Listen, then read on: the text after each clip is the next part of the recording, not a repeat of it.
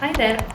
So today we're going to do a little tutorial on the Typaz touch typing course you're going to be completing as part of your diploma. So with that in mind, we said we'll just give you a little overview of what the course is all about and how it works before you get started on it. So touch typing or Typaz is going to teach you how to touch type. So you're going to learn how to type using all of your fingers without having to look at the keyboard while you're doing that.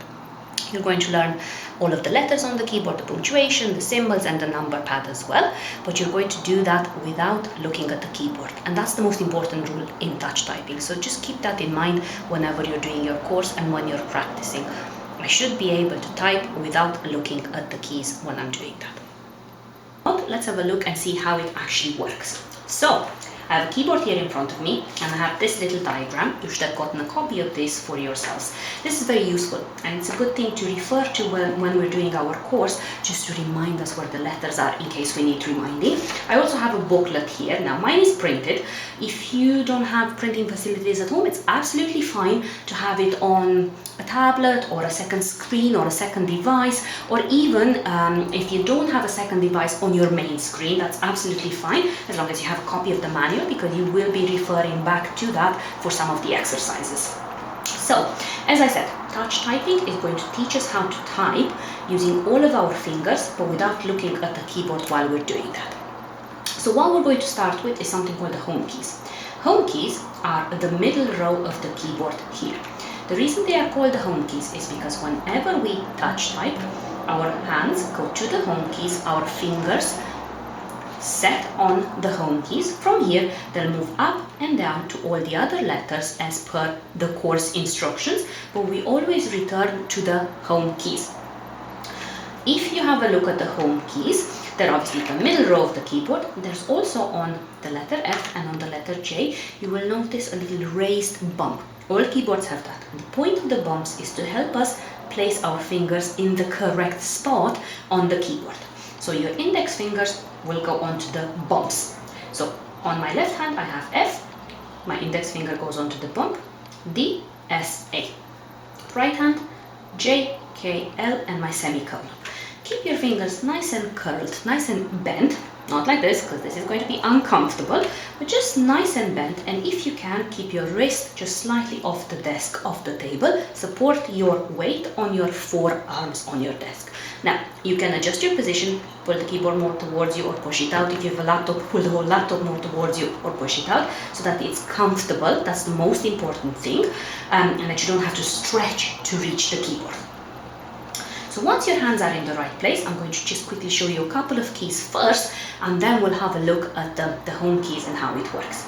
So we have the space bar here, this big bar at the bottom. The course is going to tell you to alternate using the space bar with either the left or the right thumb.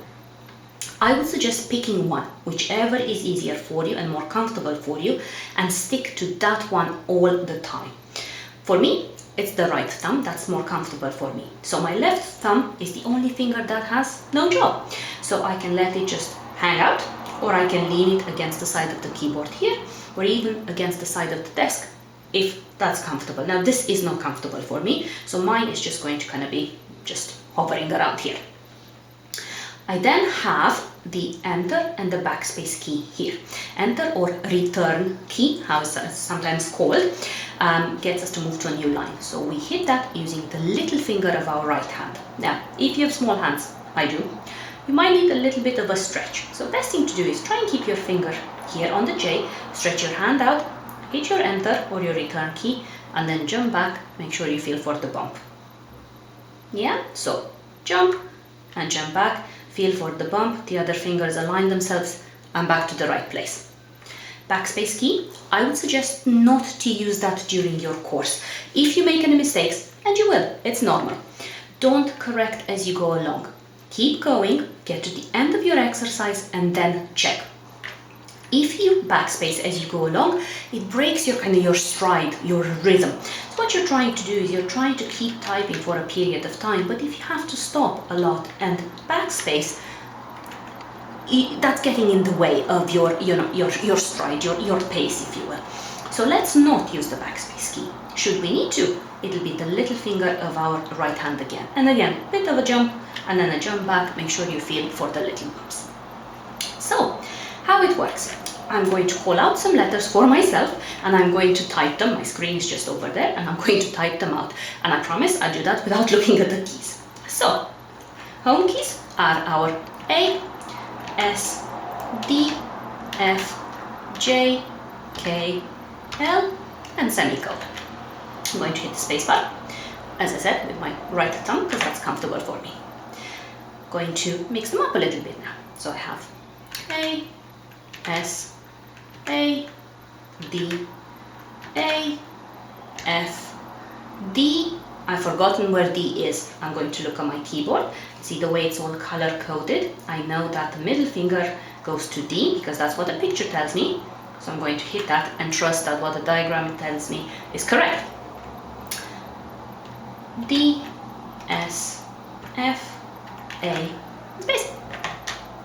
And the other hand, we have J, K, J, L, J, semicolon, K. I've done that wrong. I said K and I hit the L letter instead. Like I said, you are going to make mistakes. This is going to happen. But I'm not going to backspace. Rather, try K again and keep going so that I can get to the end of the exercise, and then I'm going to check my screen and see how I did. Okay, so we're on to the last part of this little tutorial. So last thing I want to show you is how to access the website or the login part of the training. So you should have gotten login details for that. I'm just using some login details I have saved here. So this might look slightly different, and that's absolutely fine. You should have a copy of the website address as well as your username and your password. Once you have popped those in, press the submit button here. Once in, there's a few different buttons here. Let's have a look at some of them. Lesson results will show me all the results of any lessons I have completed so far. So it's going to tell me what my accuracy, what my speed was, how many times I've done them, which is quite useful when you're doing your revision, if you want to kind of make sure you have completed all of the lessons enough times. Let's go back to my main menu. We have a key graph here that can come in handy in terms of errors. So if we have an issue with some letters, I find the letter P quite hard sometimes, as an example. So when you're doing your typing, this will kind of indicate what your speed was, what you're faster, what you're slower on, and perhaps where you're making some errors as well. We then have a choose course. Now, depending on the module you're doing, because obviously different diplomas will have different typing modules, you will certainly have a basic keyboard, a punctuation, and perhaps some other extra exercises. Basic keyboard is obviously the basic part of the course, and then we have punctuation and symbols. I'm going to go back here. Or I can go to choose lesson. So choose lesson is going to bring me to my main menu, or the main menu of the current chapter or part I'm on. So for the sort of beginning part, this is what you'll see. You'll see a bunch of lessons here, and as you can see, every kind of lesson has a little extension or a little practice exercise. Now, you should have gotten a little exercise sheet along with the book and the diagram we sent you. And that is a good way to mark or to note where and how much I've done. So the plan or the idea is to complete the lessons. So as you can see, lesson 1, we have lesson 1A, lesson 1B, and 1C, plus the 3 extension exercises. So the plan is to complete the 3 lessons and the 3 extension exercises twice, so 2 times. I would suggest completing them like this. Lesson 1A, extension, 1B, extension, 1C, extension. And then go back to the beginning, lesson 1A, extension, 1B, extension, 1C, extension. I have done them twice. I think I'm happy, and overall I think I know where I'm going or what I'm doing. I can move on to the copy typing, so the exercises from the book that I showed you earlier. I have completed the exercises twice, but I still feel there's a few letters I'm not sure on. I'm going to do them again just for a little bit of extra practice. And that's fine. You can go over them more than twice if you need to. how they work, I'm just going to go into a lesson just to show you what the lessons themselves actually look like. You position your cursor over it, you click into it, and that brings you into the lesson. Now it takes a little bit of time to get started, so just let it do its thing. And then move your finger like this. Then return the finger to its home key.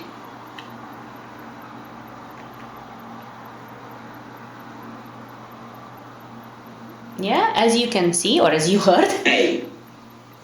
you're going to listen to someone kind of teaching you what fingers we're using for what letters.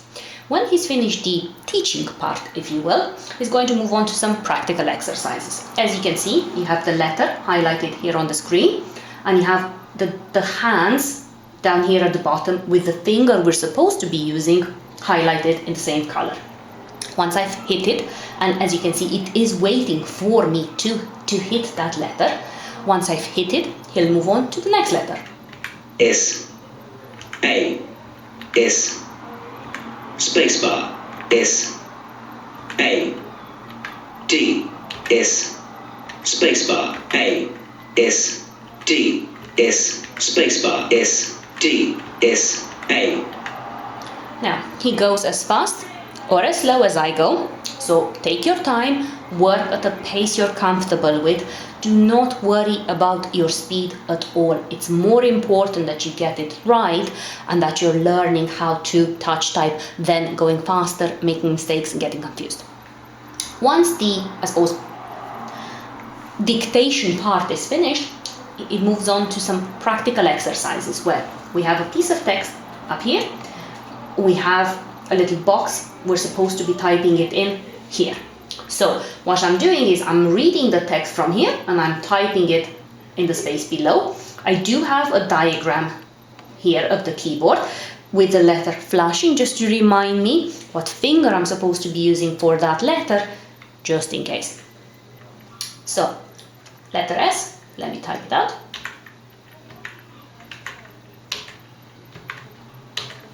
Space.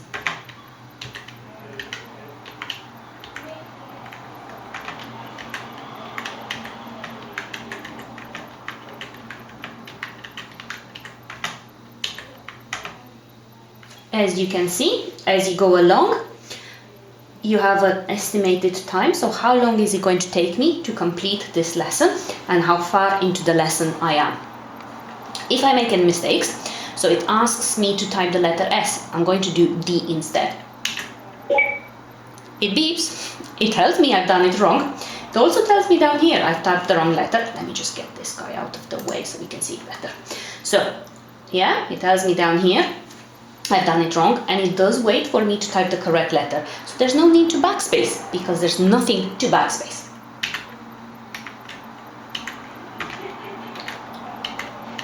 Now, I finished that.